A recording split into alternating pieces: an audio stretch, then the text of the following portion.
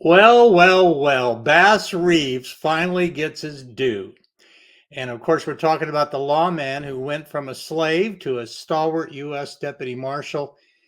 And he's been having a moment recently because with the release of the 8-part series Lawman Bass Reeves, produced by Taylor Sheridan for Paramount, came out in 2023.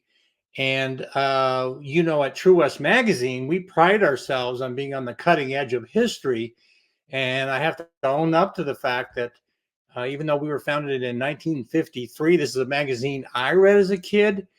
Bass Reeves did not make an appearance in our pages until 1979. And then in 2021, we finally did a big cover story on, very controversial, by the way, on Bass Reeves. Was he the Lone Ranger? And I love this cover because Dan Harshberger put Bass Reeves on the body of the Lone Ranger, the famous character. But there's an old Jim Croce song, "Don't Take the Mask Off the Lone Ranger." And it made a lot of people really angry, fans of the Lone Ranger. There's a quid pro quo argument inside between our contributing editor, Mark Boardman, and Art T. Burton. Now, I need to tell you about Art T. Burton because he's from my tribe. Okay. He's a percussionist, as I am, and he plays congas, and I play drums, and a above average drummer in a rock band. So we have that going for it. And I like to kid him that we're brothers from another mother. But it is Art T. Burton. He's a historian from Chicago who really deserves the praise for bringing this stalwart lawman into the public's eye finally. And it's been a heck of a ride. Now, if you've seen the Taylor Sheridan 8-part series, you might have some questions about how much of that was true. It got a little mixed results. I was just proud of Taylor for just even bringing it out. I thought that was fantastic. But I asked Art, say, give us what was true in that series and what was not true, and where is the truth in the entire matter. Here's the list he gave me, and it's pretty interesting. Okay. Bass Reeves never fought for the Confederate Army. He was a slave of a Confederate officer, and he served as his personal valet. That's interesting. Bass Reeves did not live with a Seminole woman and son for 3 years during the Civil War.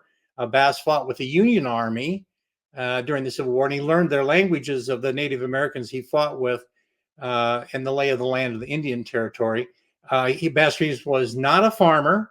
After the Civil War, he was a scout and interpreter, and for the railroad surveyors in the Indian Territory. And later he served as a guard for the railroad workers. And after that, Bass worked as a scout and guide for federal lawmen in western Arkansas who worked for the Indian Territory.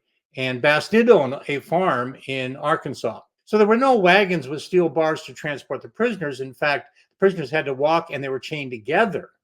Now, this is really outrageous because he would sometimes dress as a farmer and come in and get people unawares and then arrest them. In fact, they never wore badges. That's another thing in the movie that's a little off.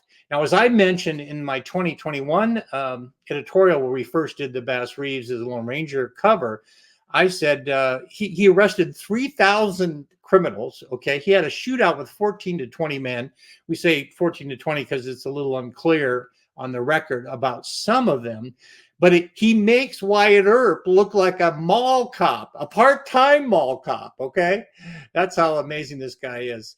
The other thing that they get wrong in the series is that Bass Reeves was not stoic and quiet. He was very gregarious and liked to tell jokes. He was a Texas gentleman. He treated everyone with dignity and respect. He was 6'2" and 190 pounds.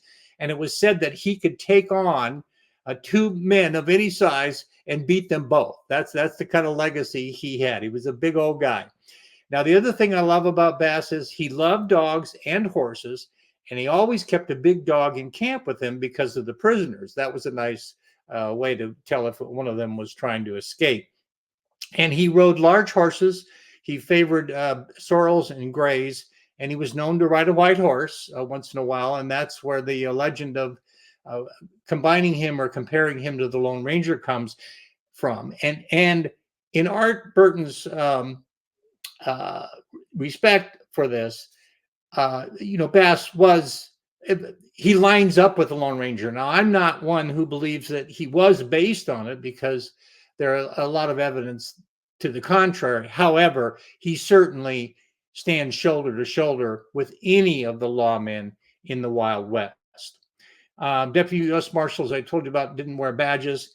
Here's the thing. Here's my prediction is we have just begun the march on the Bass Reeves movies. Now, keep in mind, Wyatt Earp wasn't discovered until the 1930s, and that was 50 years after the fact of the OK Corral fight. And there's 35 movies on Wyatt Earp. Well, I predict that you give it another 20 years, and we're going to have a similar number for the fantastic lawman Bass Reeves. So you wait and see.